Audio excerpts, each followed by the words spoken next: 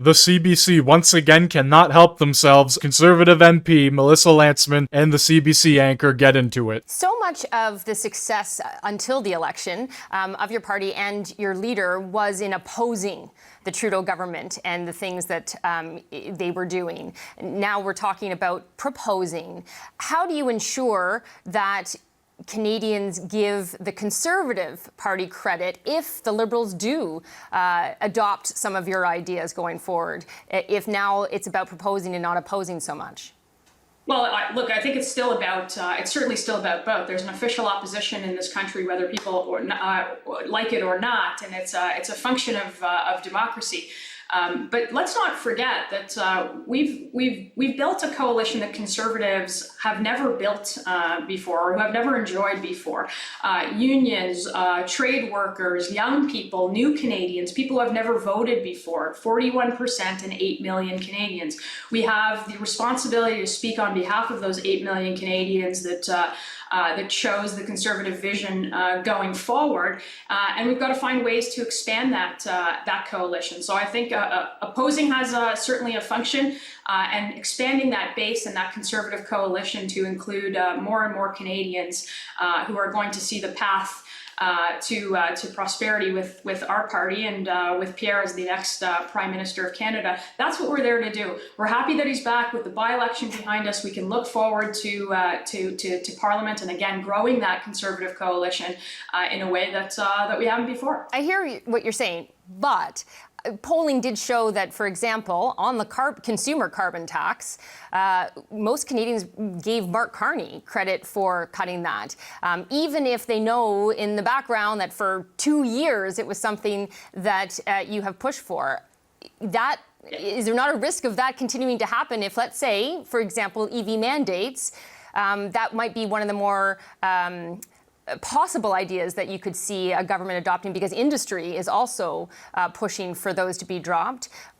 Would it bother you if the Liberals get credit for that? Gone, and for a long time in this country, there are many voices, including on your very show, that said that inflation had nothing to do with the carbon tax. And even today, we see a lower inflation number because of getting rid of that carbon tax. So we'll continue to advocate for the best case for Canadians, for the best policies for Canadians, to bring them forward and make sure that we check that unchecked government spending. We still haven't seen a budget. We know that these Liberals are spending more even than the last Prime Minister, who spent more than all Prime Ministers combined.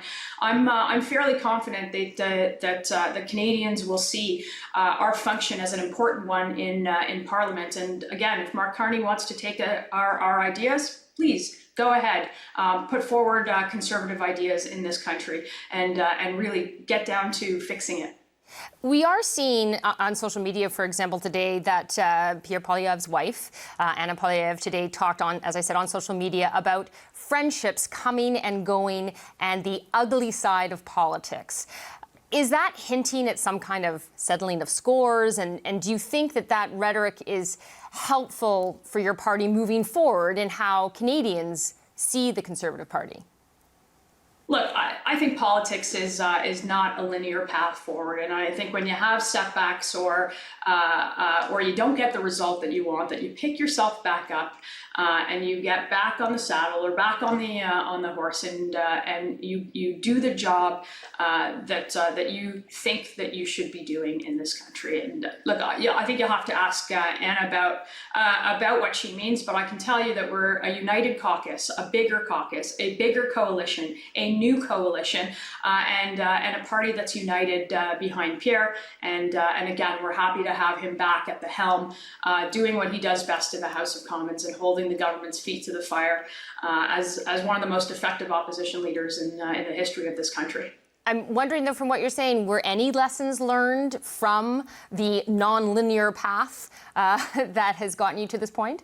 Yeah, look, absolutely. After every election, whether you win or you lose, I think internally you take stock of what worked, what didn't work, how to change it, how to grow the party base. But we're never going to take away from what Pierre has managed to build with a conservative coalition, one that I'd never seen before, one where we have young people and new Canadians, unions and trades workers, families from coast to coast. We're not going to let down the 8 million Canadians that voted for conservatives and for conservative policies. And we've got to do both things. We've got to take stock of those lessons. Discuss them internally as a party, and probably not the place to do it on Power and Politics, but I'll let you know. The CBC propping up Mark Carney while simultaneously making the Conservative Party sound like they're in shambles. This is very typical of the mainstream media, and you simply can't hate them enough. Anyway, I would like to know what you think down in the comment section below. Hit that like button, hit that sub button if you are new, and thank you very much for watching.